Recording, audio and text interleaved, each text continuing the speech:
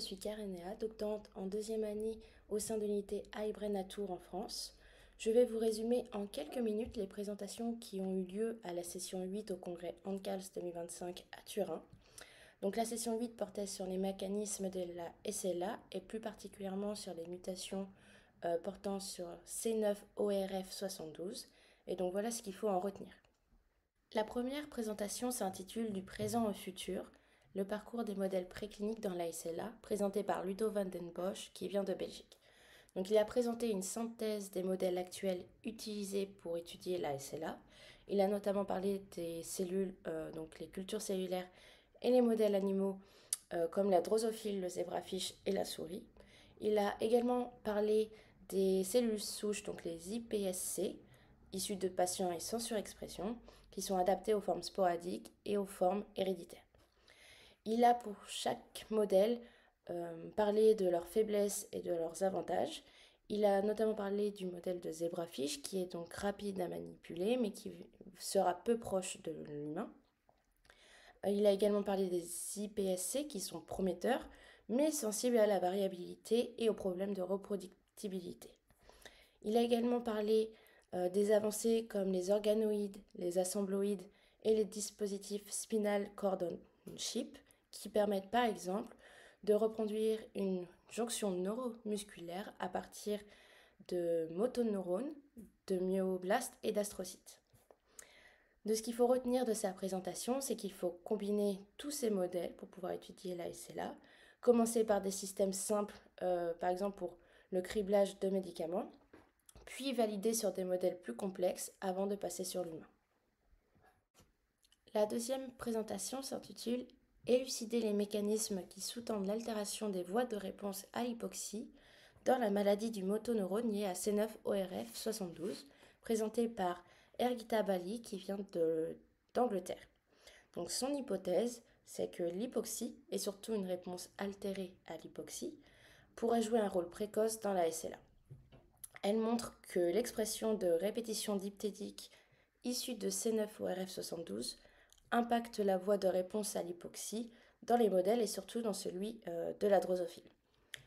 Elle observe comme résultat donc une expression de répétition peptidique dans les cellules gliales qui va engendrer une sensibilité accrue à l'hypoxie.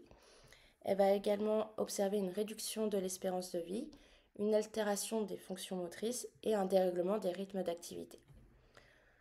Cependant, chez la souris, le lactate va venir augmenter en réponse à l'hypoxie quand les répétitions dipeptidiques sont exprimées.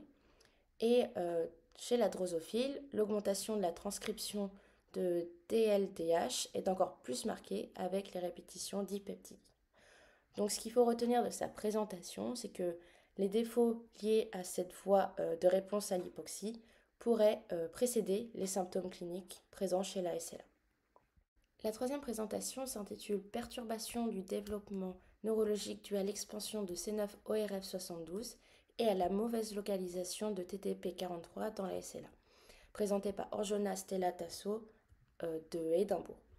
Donc son objectif était de relier les aspects neurodéveloppementaux et neurodégénératifs dans les formes familiales de la SLA.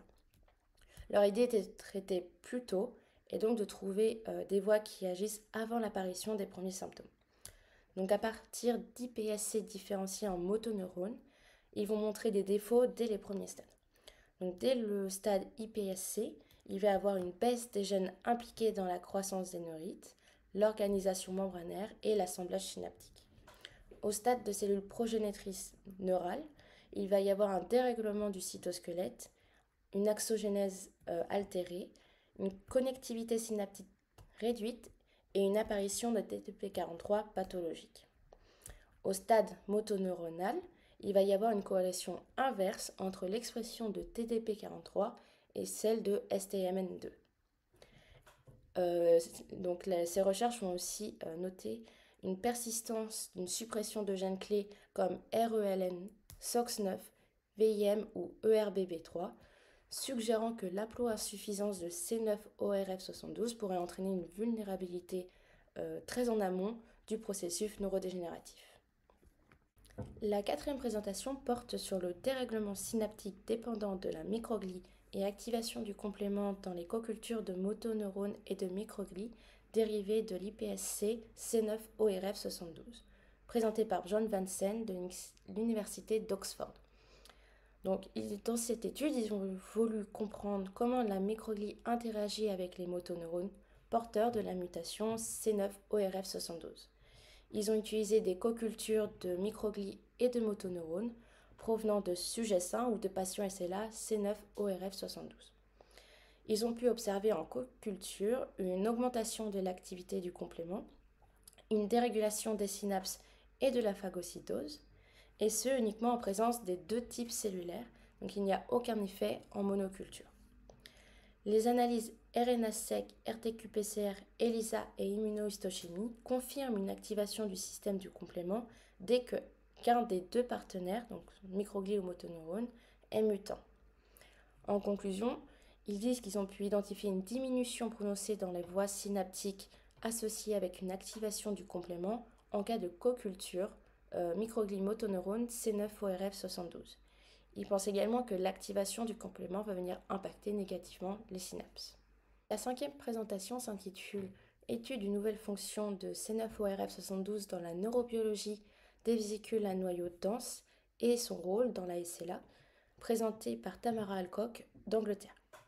Ils se sont intéressés à l'effet de C9ORF72 sur les vésicules à noyau dense, donc ce sont des vésicules qui transportent les neuromodulateurs le long de l'axone.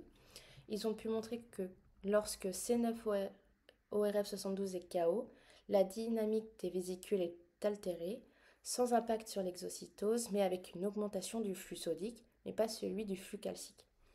Ils ont pu également voir que le complexe C9ORF72 SMCR8 semble réguler certaines RAB-GTPases, comme RAB39 et RAB27B. Mais ici, la perte de C9ORF72 n'affecte pas directement leur action sur l'exocytose des vésicules à noyau dense, ni sur le relargage asynchrone, et ni sur l'endocytose. Donc en conclusion, ils retiennent qu'il y a probablement un autre mécanisme impliqué, pas encore identifié, et ce sera donc l'objet de leur prochaine recherche. La sixième et dernière présentation s'intitule La variante C21ORF2 associée à la SLA perturbe la réparation des dommages à l'ADN, le métabolisme mitochondrial, l'excitabilité neuronale et les niveaux de NEC1 dans les motoneurones humains, présentée par Pavol Zelina des Pays-Bas. Ils ont, dans ces recherches, étudié l'interactome de C21ORF2, qui donc interagit avec plus de 170 protéines impliquées dans le cytosquelette, le métabolisme de l'ARN et de l'ADN et la mitochondrie. Ils ont pu trouver que le variant V58L déclenche l'apoptose des motoneurones dans les modèles murins et d'IPSC. Ils ont également pu voir que ce variant V58L perturbe la réparation des dommages à l'ADN, diminue l'activité mitochondriale, modifie l'excitabilité neuronale et réduit l'expression de NEC1. Dans le modèle de zebrafish, ils ont pu voir que la surexpression de ce variant induit des troubles moteurs. Donc ce qu'il faut en conclure de cette présentation, c'est que C21ORF2 pourrait être un modulateur clé de la vulnérabilité neuronale dans la SLA. Cette session a mis en évidence des mécanismes complémentaires, développementaux, inflammatoires, métaboliques et génétiques qui contribuent à la vulnérabilité des motoneurones dans la SLA, notamment via la mutation C9ORF72. Donc ici, il y a un rappel fort que pour comprendre cette maladie, il faut avoir une approche multi-échelle, donc de passer par la cellule, ensuite sur le modèle animaux pour ensuite passer sur l'humain.